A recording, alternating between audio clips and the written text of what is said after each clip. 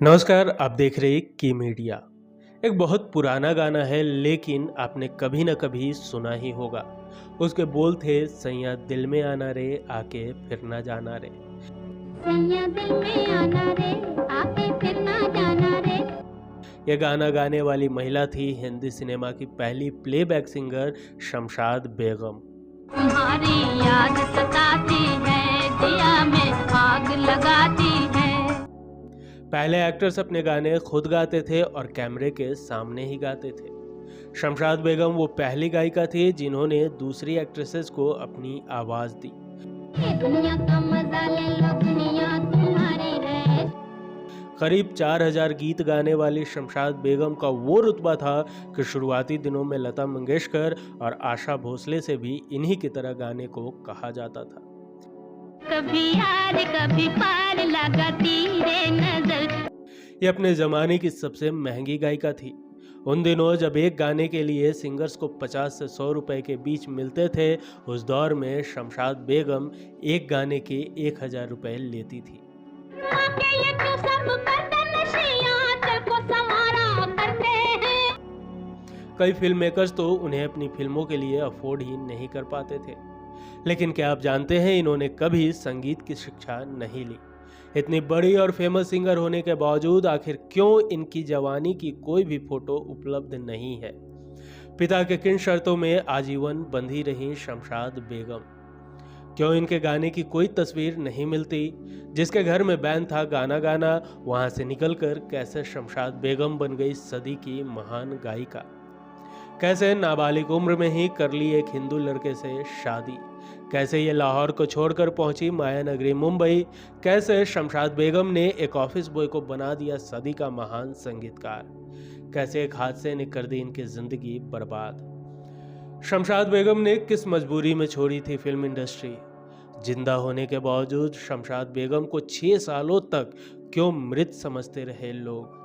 क्यों अपनी बेटी को रखा इंडस्ट्री से दूर? जानेंगे और भी बहुत कुछ। लेकिन उससे पहले अगर अभी तक आपने इस चैनल को सब्सक्राइब नहीं किया है तो प्लीज सब्सक्राइब कर लें। 14 अप्रैल 1919 जलियांवाला बाग हत्याकांड के ठीक अगले दिन दंगों का माहौल था, लोग मर रहे थे। इसी समय लाहौर के एक पंजाबी मुस्लिम परिवार में बेटी ने जन्म लिया। नाम रखा गया शमशाद बेगम। परिवार बेहद कंजर्वेटिव था। शमशाद की परवरिश 8 भाई बहनों के साथ हुई। पिता मियां हुसैन बख्श एक मामूली मैकेनिक थे और माँ एक धार्मिक घरेलू महिला। जैसे ही शमशाद का दाखिला स्कूल में करवाया गया तो उनकी गुनगुनाती आवाज स्कूल के प्रिंसिपल को भा गई। 5 साल के शमशाद को स्कूल प्रेयर में हेड सिंगर की जगह मिली। 10 साल की उम्र में उन्हें स्कूल के कल्चरल प्रोग्राम और शादियों में लोकगीत गाने का मौका मिलने लगा। सुरीली आवाज और सुरों की ऐसी धनी थी कि बिना किसी प्रोफेशनल ट्रेनिंग के भी इन्हें सुनने वाले लोगों की भीड़ लग जाया करती थी। 1 साल तक लोगों की तालियों के बीच गाती बेटी पिता को खटकने लगी। पिता इनके सिंगिंग करियर के सख्त खिलाफ हो गए, लेकिन इन्होंने गाना जारी रखा। एक इंटरव्यू में खुद शमशाद ने बताया था कि उनके परिवार में गाने गाना इतना बुरा माना जाता था कि जब भी वो घर में गुनगुनाती थी तो उनके भाई उन्हें खूब मारते थे। कहते थे कि ये क्या फालतू काम करती हो। शमशाद के चाचा आमिर खान गजलों और संगीत के बड़े दीवाने थे। वो जानते थे कि शमशाद के पास जो टैलेंट है वो आम बात नहीं है। उनके चाचा आमिर एक दिन घर वालों की नज़र से छिपाते हुए उन्हें जेनोफोन म्यूजिक कंपनी ले गए, जहां उस समय ऑडिशन चल रहे थे। ये शमशाद का पहला ऑडिशन था। उन्होंने इसके लिए बहादुर शाह जफर की गज़ल मेरा यार मुझे मिले अगर गाना शुरू किया। सुनने वालों में उस ज़माने के मशहूर म्यूज़िक कंपोज़र मास्टर गुलाम हैदर मौजूद थे। आवाज़ सुनते ही गुलाम हैदर ने उन्हें 12 गानों का कॉन्ट्रैक्ट थमा दिया। बात खुशी की थी और जश्न की भी, लेकिन परिवार के लिए यह उनके सम्मान पर एक चोट था। जब शमशाद को गाने मिले तो चाचा खूब खुश हुए, लेकिन जैसे ही ये बात पिता मियां बख्श के कानों में पड़ी तो घर में हंगामा हो गया। पिता ने साफ इनकार कर दिया कि घर की लड़कियां बाहर जाकर गाने नहीं गाएंगी। चाचा आमिर खान ने पिता को समझाया कि लड़की की आवाज़ गॉड गिफ्टेड है, इसे बर्बाद मत करो।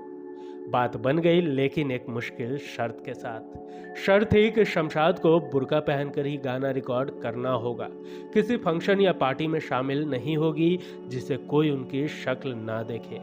तस्वीरें क्लिक करवाने की भी पाबंदी थी, जिससे अखबारों में उसे कोई बुर्के के साथ भी ना देखे। ये बात खुद शमशाद बेगम ने राइटर गजेंद्र खन्ना से बातचीत में साझा की थी। गुलाम हैदर के लिए हर गाना रिकॉर्ड करने पर शमशाद को 15 रुपए मिलते थे। ऐसे में उन्हें 12 गानों के लिए 180 रुपए मिले।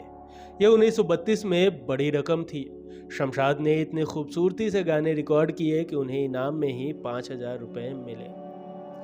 जेनोफोन म्यूजिक कंपनी ज्यादातर अपने गानों को हाई सोसाइटी के लोगों तक पहुंचाती थी। ऐसे में शमशाद को एलिट वर्ग के लोगों के बीच खूब पॉपुलैरिटी मिल गई। शमशाद कभी संगीत नहीं सीखी थी, जिस कारण शमशाद के गाने में जो कुछ कमियां थी वो संगीत के मास्टर हुसैन बख्श वाले और गुलाम हैदर ने ट्रेनिंग देकर दूर कर दी। गाने के सिलसिले में शमशाद का बाहर आना जाना लगा रहता था। आस पड़ोस के लोग भी उनके गाने सुनते थे। इनके पड़ोस में रहने वाला गणपत लाल बट्टो भी इनका प्रशंसक था।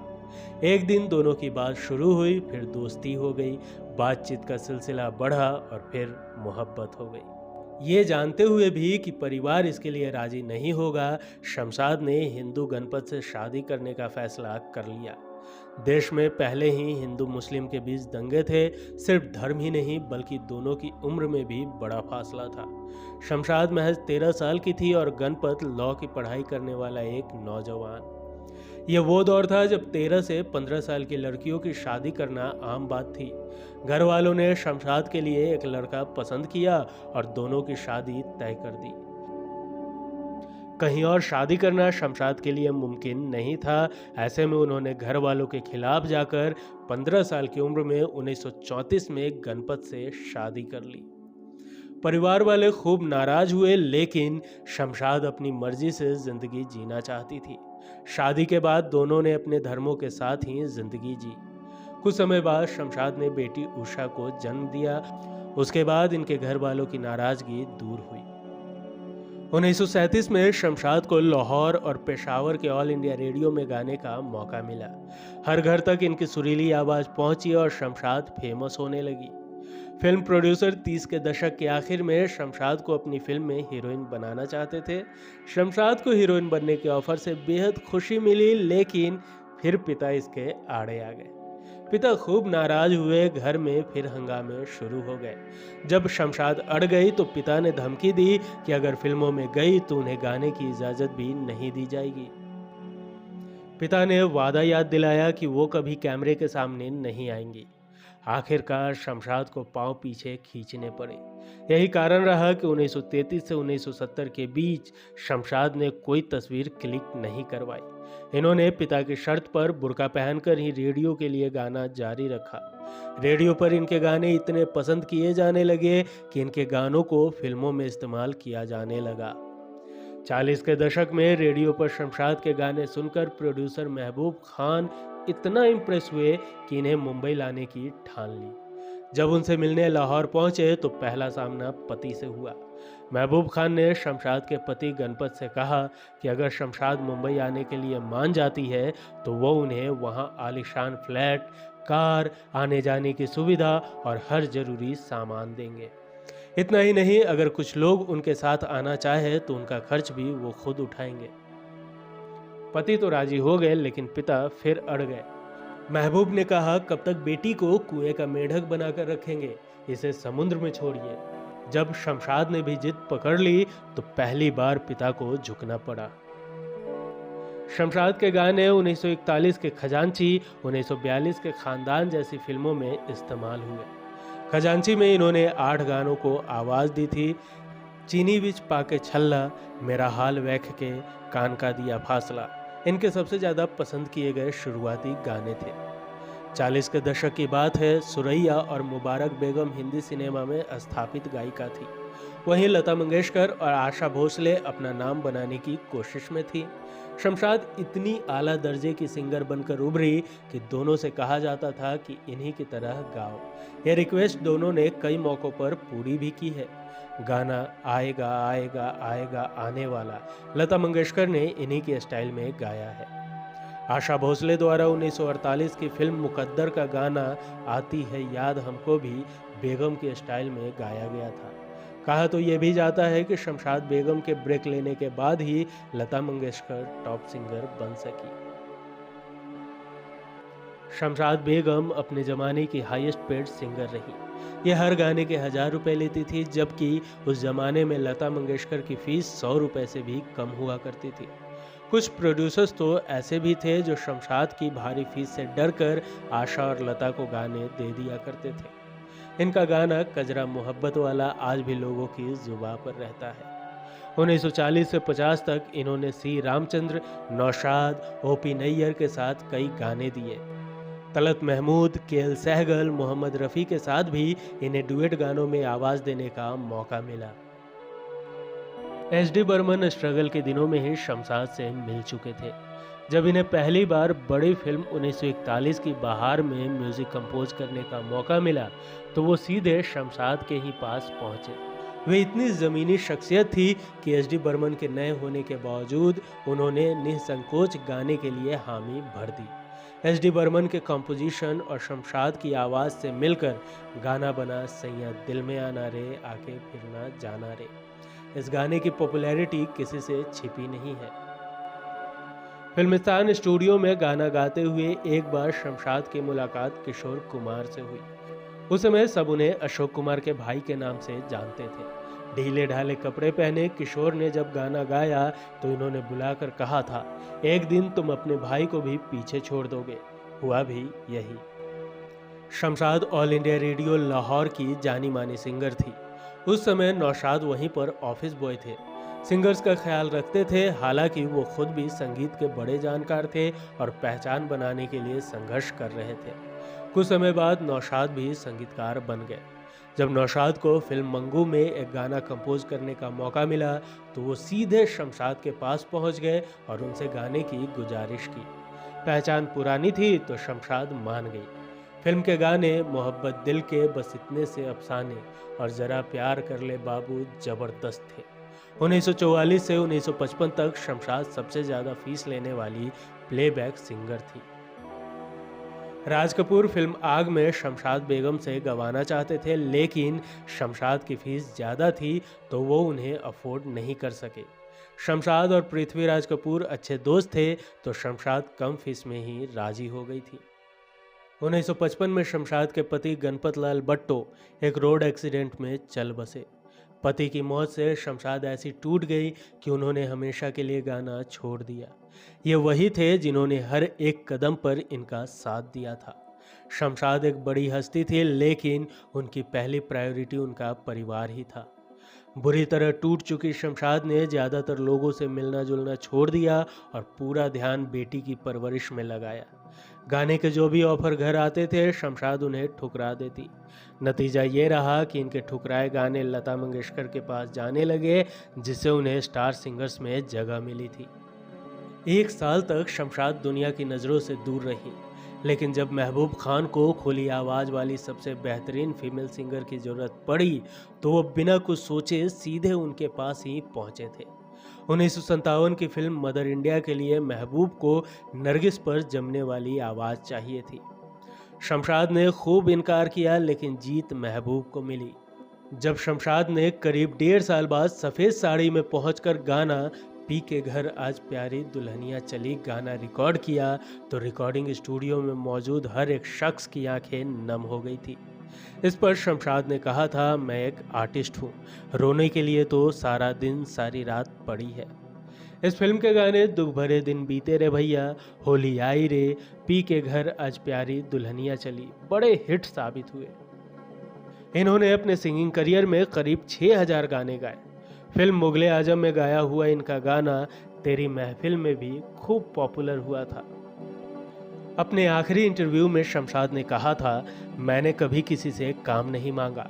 जब मैंने न्यू कमर्स की मदद की तो मैं नहीं कहती थी कि मुझे ही अपने हर गाने देना। मेरा यकीन है कि गाने सिर्फ भगवान देता है, कंपोजर्स नहीं। हर कोई अपनी तकदीर लेकर पैदा हुआ है। 2009 में शमशाद बेगम को पद्म भूषण से भी सम्मानित किया गया था। 1965 में शमशाद ने हमेशा के लिए फिल्म इंडस्ट्री को अलविदा कह दिया। ऑफिशियली रिटायर होने के बावजूद कई कंपोजर इनके घर पहुंच जाया करते थे। ये मुंबई के सबसे पॉश इलाके में बेटी उषा और दामाद लेफ्टिनेंट कर्नल योगेश रत्रा के साथ रहती थी। सालों बाद जब फिल्म फेयर मैगजीन ने इनसे फिल्म इंडस्ट्री छोड़ने का कारण पूछा तो जवाब मिला था, इंडस्ट्री में बहुत गंद हो गई थी। शमशाद की बेटी उषा हमेशा से एक सिंगर बनना चाहती थी, लेकिन शमशाद इंडस्ट्री को इतना गलत समझती थी कि उन्होंने कभी बेटी को गाने की इजाज़त नहीं दी। कई मौक़ों पर शमशाद ने इंडस्ट्री के खिलाफ बयान भी दिए थे। ये बात खुद उनकी बेटी उषा ने एक इंटरव्यू में बताई थी। 1998 में खबर आई कि सिंगर शमशाद बेगम गुजर गई। इसके बाद सबसे ज़्यादा इनका नाम तब इस्तेमाल हुआ जब 2004 में खबर आई कि जिसे 1998 में लोगों ने मरा हुआ मान लिया था, वो शमशाद अभी जिंदा है। पहले जिस शमशाद बेगम का इंतकाल हुआ था वो सायरा बानो की दादी थी। शमशाद इतने एकांत में रहा करती थी कि इनकी असल खबर मिल पाना भी मुश्किल था।